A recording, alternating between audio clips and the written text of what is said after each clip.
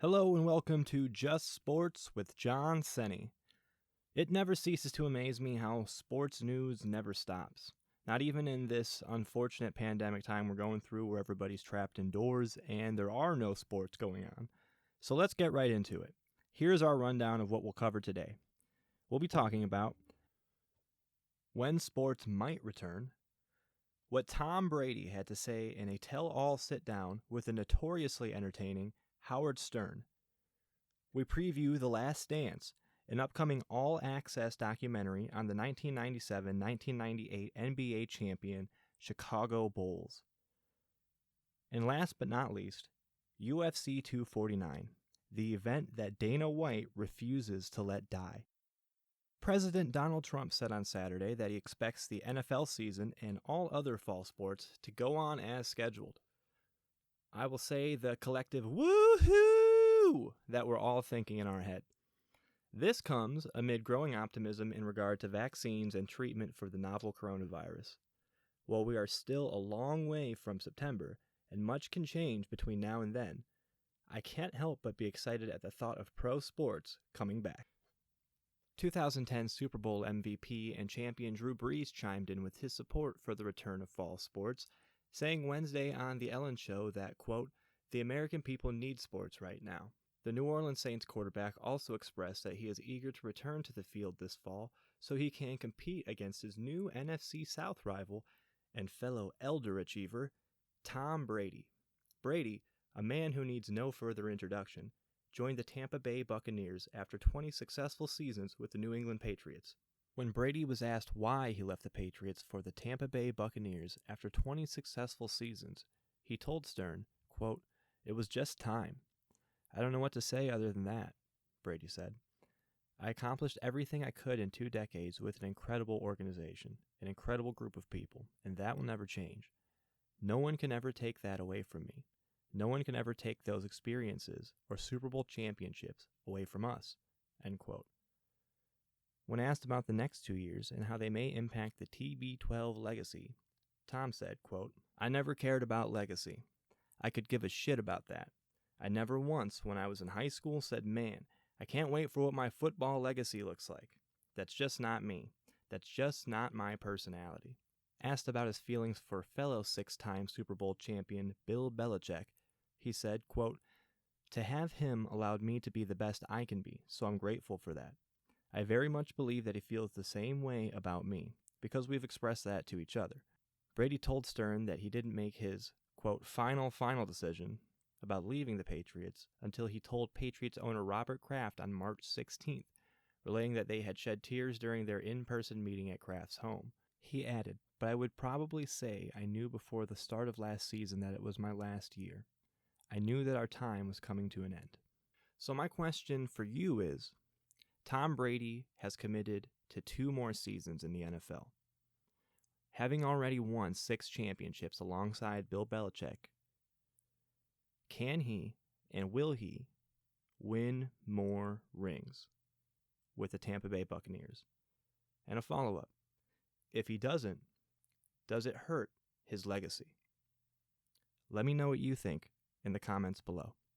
The Last Dance is an upcoming NBA documentary produced by ESPN and being released through most major TV and streaming platforms on Sunday, April 19th, 2020. It begins with Michael Jordan saying, "My mentality was to go out and win at any cost." The Last Dance is a 10-part TV series detailing the 1997-1998 NBA championship Chicago Bulls. Knowing before the season began that this was likely to be the end of the Chicago Bulls dynasty, a camera crew was granted all access to the Bulls and their legendary leader, Michael Jordan. Going into the 97-98 NBA season, the Bulls were defending NBA champions for the 5th time in 7 years. Michael Jordan had, to this point, been named Finals MVP 5 times in 5 appearances, to stack on top of his 4 regular season MVP awards. The Bulls were heavy favorites to repeat as champions, what would amount to their second three-peat in an 8-year span, despite their well-publicized behind-the-scenes controversy. The Bulls had announced that 1997 to 1998 would be Phil Jackson's last season with the Bulls.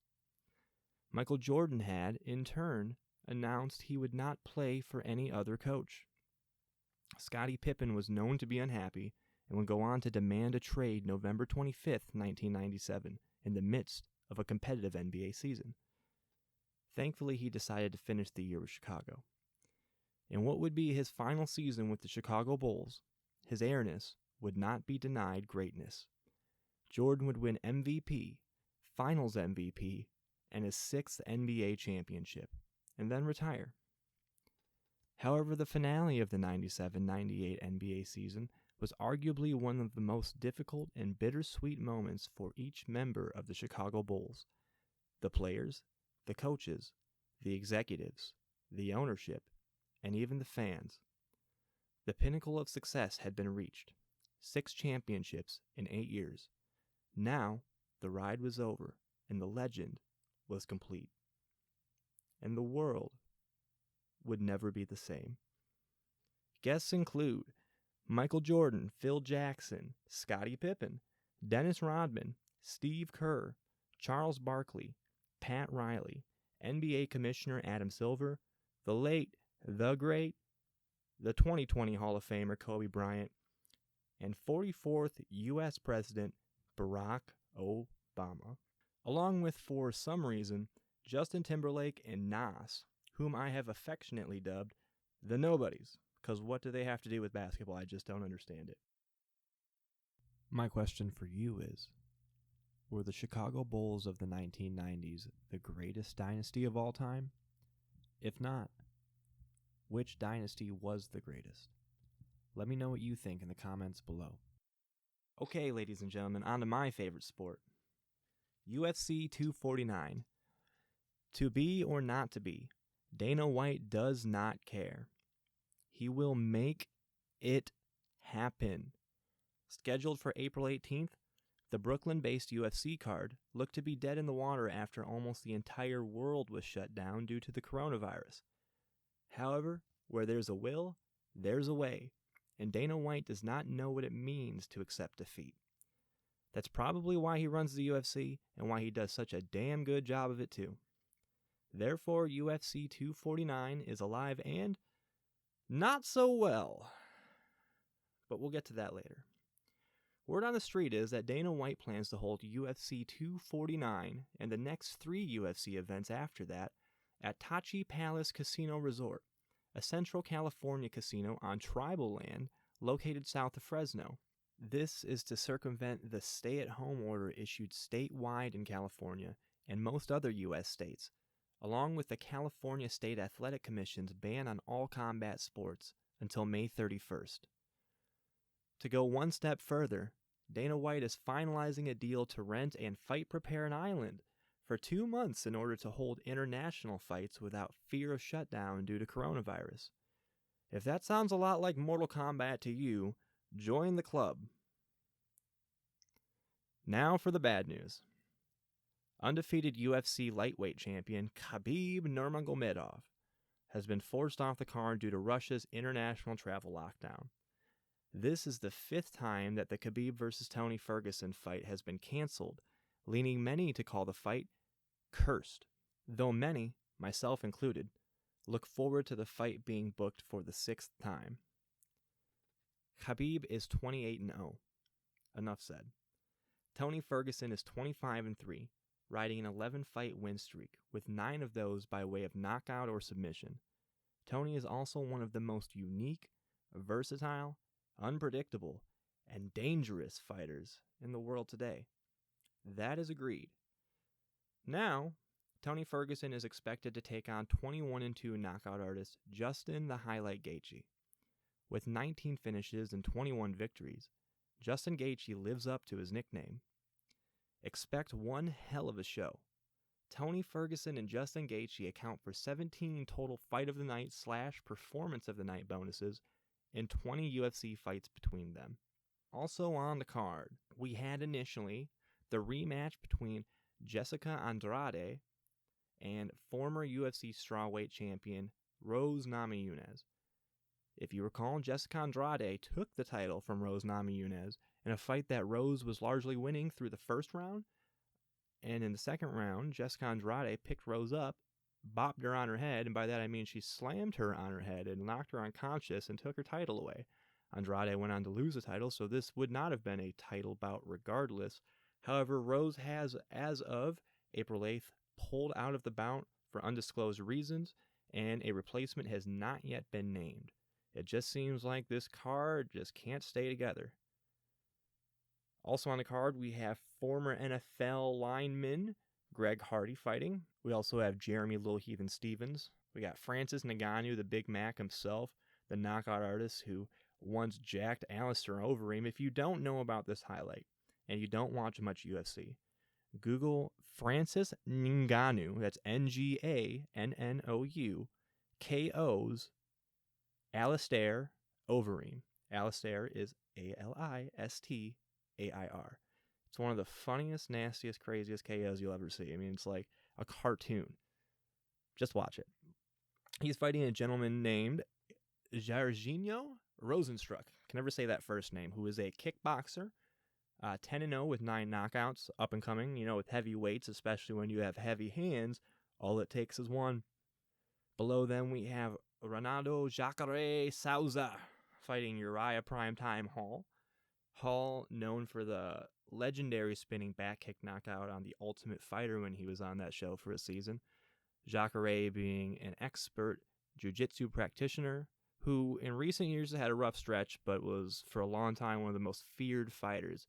Just because if he ever got his hands on you, who knows if you're getting away with your arm or your leg, or if he's going to take that home with him. And the only other really notable fight on the card on the prelims is Michael Johnson, a former perennial lightweight contender. Had a bit of a rough stretch trying to work his way back up the ranks. Should be a solid card. Not what we had all hoped, but honestly, is there a better alternative to Tony versus Khabib than Tony versus Justin Gaethje? Both of these guys are scary. These are the guys that you try not to have to fight as you work your way up the ranks in combat sports. The risk just isn't worth the reward. And for Justin Gaethje to take this fight on a week's notice, 2 weeks' notice, whatever it is, and Tony Ferguson to allow Justin to step in, knowing how dangerous that individual is, just shows the absolute warrior spirit and the heart and the mentality of these fighters. This is the embodiment of what it is to be a fighter. The best fighting the best, because these are the two best available. And once these two sort it out, once we find out who's the most dangerous man short of Khabib in the lightweight division, that man will go on and face the legend, the undefeated, the king of the UFC lightweight division, Khabib Nurmagomedov, likely in September. So my question to you is, Tony Ferguson has long since earned his shot at gold, long since earned his fight with Khabib, and through no fault of his own, it's fallen apart yet again. If Tony Ferguson loses this fight, should he still get a shot at the gold? Should he still get to fight Khabib? Let me know what you think in the comments below. Hey guys, I just want to thank you for joining me on the Just Sports podcast with Jon Senne. And I want to encourage you to please give me feedback. I want to know what you want to talk about. I want to know what you want to hear. If you have an idea or would like to be a guest on the podcast, contact me through the comments or direct message or at mymarketadvisor.com. Jon Senne listens to the people, and I can't wait to hear from you.